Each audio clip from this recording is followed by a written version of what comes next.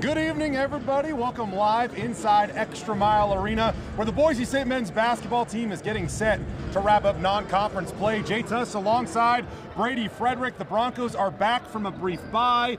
They lost at Washington State prior to Christmas, but they've had a couple of days to get things right, Brady, as they get ready to wrap up, like I said, non-conference play. That's right. You know, throughout the entire season, Leon Rice is always trying to get his team better and better so that they can accomplish their goals at the end of the year. Non-conference play might be the best example. They've had some good wins. They're trying to bounce back from the loss to Washington State. But player development, I think Roddy Anderson might be one of the best examples of a guy we've seen this season. You're exactly right. Roddy Anderson's growth has been noticeable so far.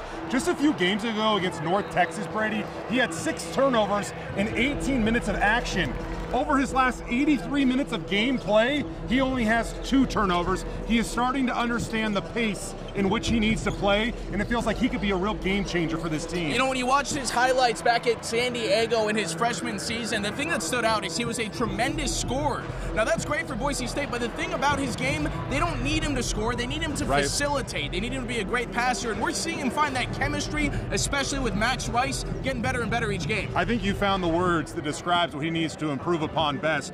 Just the boring stuff, Roddy, because he does everything else really, really well. Speaking of guys that are making a big step, I talked with Boise State assistant coach Tim Duryea. Yes, Boise State is coming off a loss, but maybe the best thing that came out of the Washington State game was Omar Stanley's performance. 23 points, 6 rebounds, 3 blocks.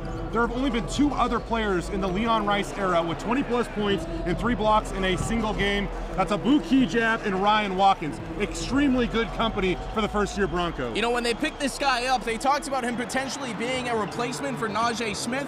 Of course, there's only one Naj, but the way that their games kind of mirror each other, Omar is a tremendous energy guy. The physicality he brings on defense, the impressive rebounding, and of course, some flashy dunks whenever they need it as well. 9 dunks, leads the team this season from Omar.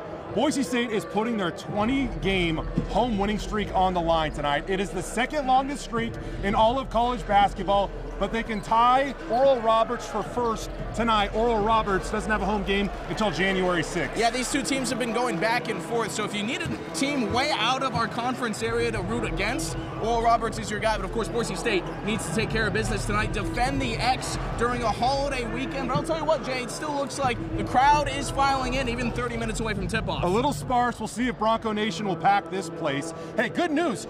Throw away your remote for the rest of the evening because you can watch this game right here on Idaho's News Channel 7. Our broadcast tips off at 7 o'clock between Boise State and Utah State. And, of course, we will have highlights tonight on the news at 10. Signing off for now, for Brady Frederick, I'm Jay Tuss, live from ExtraMile Arena.